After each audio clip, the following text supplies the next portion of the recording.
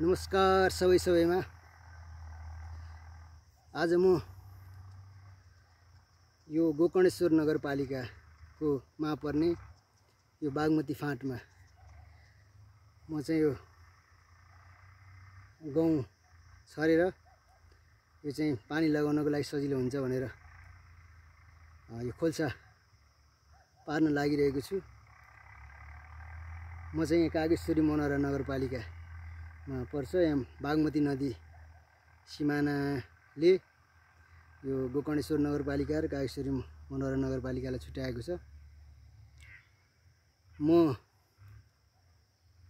निजामती सेवामा विगत 23 वर्षदेखि कार्यरत छु। म आफ्नै नगरपालिका कागेश्वरी मनोहरा नगरपालिकामा अधिकृत पदमा कार्यरत छु। म अहिले 4 बजे छुट्टी भएर म यहाँ आफ्नै खेतमा यसो काम गर्न आइरहेको छु। एक्सर्साइज पनि हुने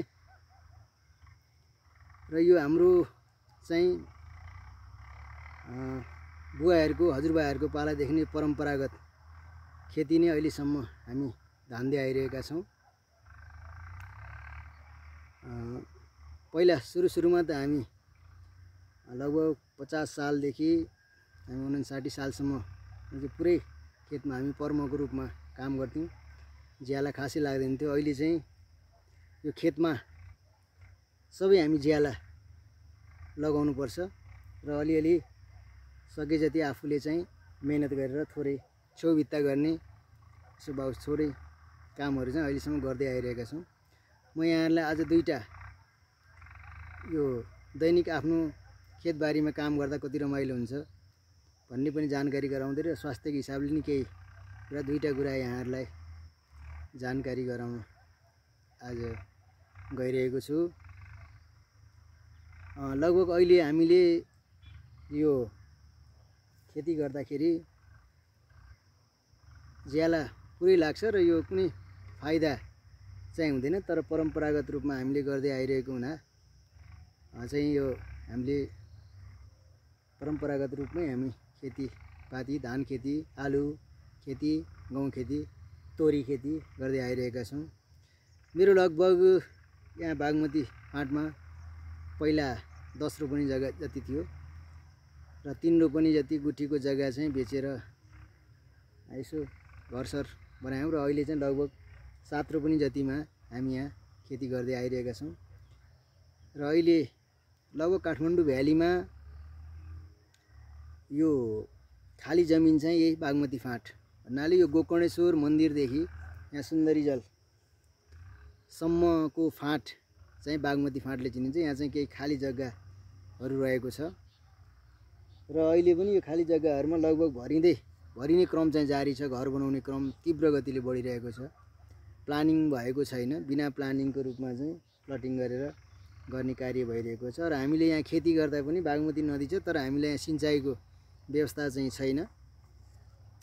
बागमती नदी भए पनि सिँचाइको व्यवस्था नभएको हुँदा हामी जेनेरेटरले पुरै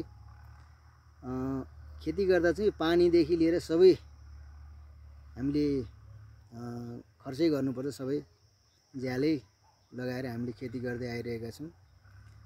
र मैले यहाँहरूलाई अहिले नै भने दुईटा कुरा भनेर, जस्तो अब खेतीपाती यताउति गर्दा आफ्नो छ अलिअलि छ भने अब हामीले चाहिँ अहिले के गर्दै आइरहेका छौँ भने धेरै जसो चाहिँ हामीले भाडामा विभिन्न व्यक्तिहरूलाई भाडामा गर्न पनि गाह्रो भयो र भाडामा दिँदै आइरहेका छौँ र त्यही भाडाको पैसाले धेरै जसोले गर्छौँ। हामीले चाहिँ अहिलेसम्म भाडामा दिइरहेका छैनौँ। र अहिले हाम्रो सहरी जीवनमा वास्तवमा सबै रोगहरूले चाहिँ सबैलाई रोगहरूले विभिन्न रोग, प्रेसर, सुगर, थाइरोइड यो सबै चाहिँ छ। मेरो विचारमा, मेरो अनुभवमा चाहिँ यो जब हामीले माटो